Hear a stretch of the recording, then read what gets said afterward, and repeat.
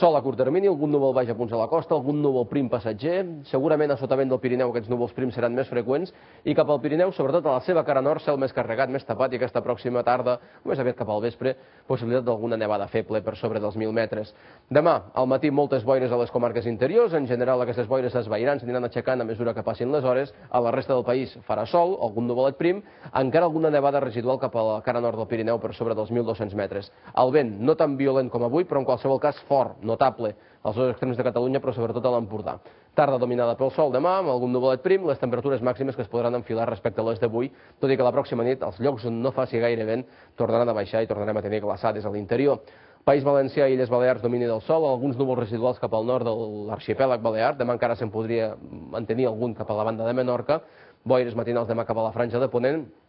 temperatures amb tendència a pujar, i destaquem aquests vents de tramuntana, encara molt forts aquesta pròxima tarda, demà no tant, però en qualsevol cas, a curt termini, precaució, perquè les onades d'uns 3 metres d'altura sovintejaran a gran part de la superfície de la Mediterrània occidental. I els pròxims dies, aquí veiem aquest